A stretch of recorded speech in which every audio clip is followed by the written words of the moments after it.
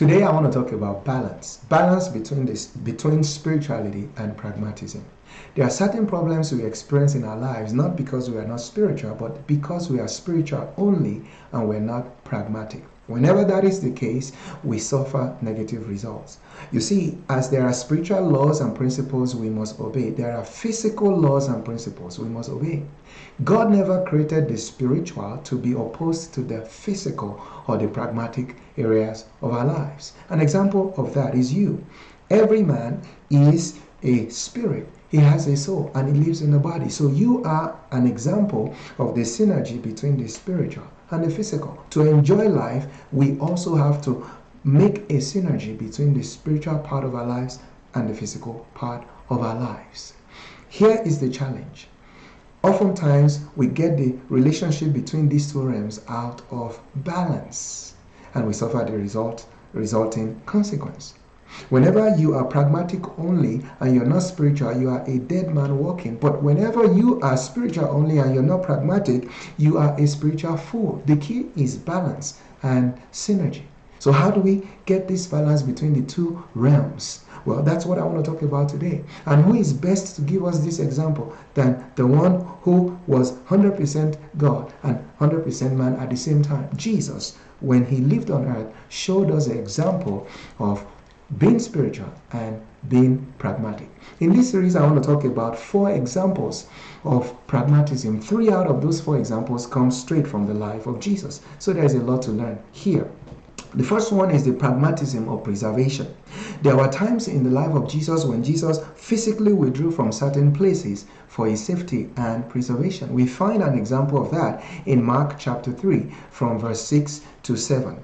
Now, at the beginning of this chapter, Jesus had gone into the temple and healed a man on a Sabbath day, and that ticked off the Pharisees. They were very angry about this. Verse 6, so the Bible says the Pharisees went out and immediately plotted with the Herodians against Jesus, how they might destroy him. What does Jesus do? Verse 7, Jesus withdrew his disciples to the sea, and a great multitude from Galilee followed him, and from Judea. Notice what just happened.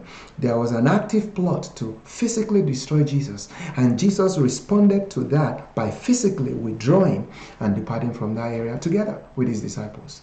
That is the pragmatism of preservation. Pragmatism of preservation. There are times that you may need to physically withdraw from certain people, places, or situations for preservation. And when you do this, it does not mean that you don't have faith or you are a spiritual coward. No, it means that you are doing what Jesus did at that moment in your life. Now, may I ask you, did Jesus not have faith at this time? Or was Jesus a coward at this time? No, Jesus is telling you that pragmatism or preservation is needed no matter how much faith you have. Now, here is the point that I want you to have on your mind. It is not every time that you have to withdraw from danger, but it's not every time you have to stay where danger is, just because God is protecting you. You have to practice the pragmatism of preservation. Let me give you some examples. If your life is physically being threatened by an individual, do not continue to expose yourself to that person or situation over and over if you want to be preserved. If you are in a physically abusive relationship and you sense that danger could occur to you, you may need to physically remove yourself from that situation for some time. You are better off staying alive and alone, even if it's for some time, than being dead. If you live in a place that is prone to burglaries, it's been happening over and over, you may need to install some security measures. Maybe put up a gate, put up a wall, install a camera, put an alarm system, do something for physical deterrent, even though you believe in the protection of God. You cannot disregard the physical measures that you need to take for protection, even though God is protecting you. How many people have died needlessly just because they failed to do the physical things that they were supposed to do? I want to share with you one more example of the pragmatism of preservation.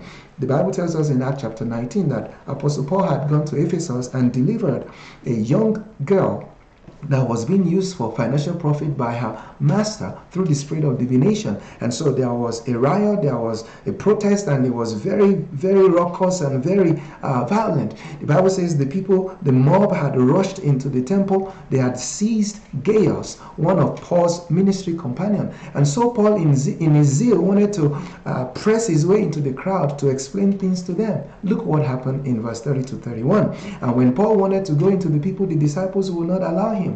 Then some of the officials of Asia, who were his friends, sent to him pleading that he would not venture into the theater. The associates and friends of Paul here physically restrained Paul. Don't dare venture into the crowd. They will crush you. You see, physical withdrawal was needed and necessary for Paul's life to be preserved here. Otherwise, they would have crushed him to death. The pragmatism of preservation sometimes requires you to physically depart from a dangerous person or place or situation if you can. If you don't, the laws of nature can catch up with you. Is there a physical danger that you are exposing yourself to right now unnecessarily? Is there a physical danger that you can avoid but you are ignoring because of God's protection over you? I want to tell you, that is not spirituality. That is foolishness. Be wise. Be pragmatic, learn from Jesus and take the necessary steps. So today I have shared with you the pragmatism or practicality of preservation. There are 3 more examples or forms of pragmatism I'd like to share with you on the next videos. Please subscribe to the channel for more of such videos to bless you, and please share with others. You have been listening to Message on the Go with Pastor Samuel Obadare. The Lord bless you.